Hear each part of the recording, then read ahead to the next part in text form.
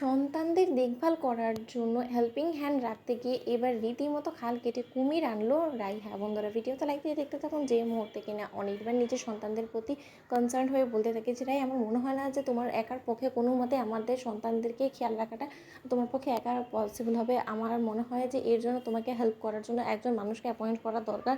ঠিক সেই মুহূর্তে রাই চমকে উঠে এবং বলতে থাকে যে অনির্বাণ, তুমি এই কথা বলছো? আমি যতই কষ্ট হোক না কেন আমি একা হাতে আমার সন্তানদেরকে ঠিক মানুষ করে ফেলবো। তুমি একদম আমাকে নিয়ে ভেবো না। কিন্তু তার শর্তে অনির্বাণ, দোহাই তোমার, তুমি প্লিজ আমাদের সন্তানদের জন্য অন্য কাউকে অ্যাপয়েন্ট করতে বলো না। কারণ আর যাই হোক না কেন আমার মনের মধ্যে এবার ভয় ঢুকে গিয়েছে। কাল রাতে হসপিটালে আমার সঙ্গে যা কিছু ঘটেছে, এরপরে আমার মনে হয় না যে কোনো মতে আমার কোনো হেল্পিং হ্যান্ড আমার সন্তানদেরকে দেখভাল করার জন্য রাখাটা আদৌ সেফ হবে। ঠিক সেই সময় রাইয়ের বৌমনি বলতে থাকে যে কিন্তু রাই, তুমি একটা জিনিস ভেবে দেখেছো, দুটো সন্তান তোমার একসঙ্গে সব কিছু করবে, তখন তুমি কী করে ওদেরকে সামলাবে বলো তো? তখন তো তুমি রীতিমতো হিমশিম খাবে। আর তখন নিশ্চয়ই সবসময় অনির্বাণও তোমার বাসা থাকবে না। তখন তো তোমার বেহাল দশা হয়ে যাবে। আর তোমার নিজেরও তো হাজারো একটু রেস্ট বা নিজের জন্য তো তোমাকে একটু সময় বের করতে হবে। সেই সময়টাই বা তুমি কোথায় পাবে বলো তো?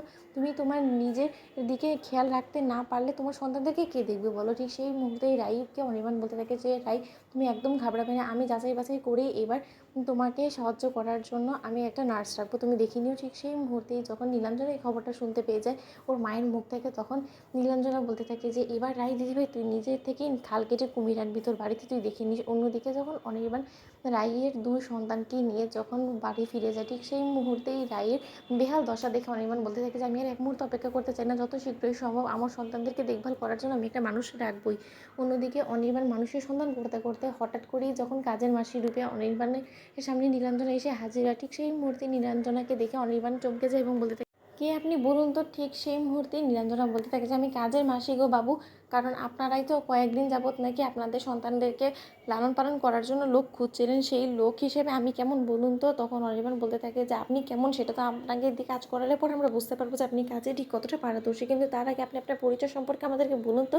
আপনি দুম করে এখানে উড়ে এসে দূরে বসলেন কেন বলুন তো? কারণ এজেন্সি যার সঙ্গে আমি কন্ট্যাক্ট করেছিলাম তার কাছ থেকে তো আমি আপনার কোনোরকম কোনো ইনফরমেশন পাইনি। তাই বিনা কোনো ইনফরমেশন আমি তো আর যাই হোক কেন আমার সন্তানদেরকে রিস্কে ঠেলে দিতে পারি না, তাই না? আপনাকে আমি কোনো মতো অ্যাপয়েন্ট করতে পারবো না। অন্যদিকে নীলাঞ্জনা কাজের লোকের ছদ্মবেশ ধারণ করে চিৎকার চেঁচামেচি করে বলতে থাকে যে বাবু, আপনি আমার কথা বিশ্বাস করুন, আমি না হয় এজেন্সির ধারে নাই আসতে পারি। কারণ ওই এজেন্সিরা ওরা টাকা খাইয়ে তাদেরকেই পাঠায় যারা কিনা ওদেরকে টাকা দেয়। কিন্তু আমার তো সেই সামর্থ্য নেই। আমার সেই সামর্থ্য নেই দেখে আমি অভাবের সংসার থেকে এসেছি বিধায় তো আমি আমার কাজটা খুব ভালোভাবে করতে পারবো। তার জন্যই বাবু আমি বলছি যে আমাকে একটা সুযোগ দিন, আমি যথাসাধ্য পরিমাণে আপনাকে ভালো কাজ দিয়ে আমার নিজেকে প্রমাণ করে দেখাবো। অন্যদিকে রাই বলতে থাকে যে অনির্বাণ, এই বেচারিটা এত যখন কাজের জন্য হাহাকার করছে, তাহলে বরঞ্চ ওকে রেখে দাও না, আমরা কয়েকদিন ওকে রেখে দেখি, তারপরে না হয় ডিসিশন নেওয়া যাবে। তো বন্ধুরা, কেমন শেয়ার করে সাবস্ক্রাইব করতে ভুলো না।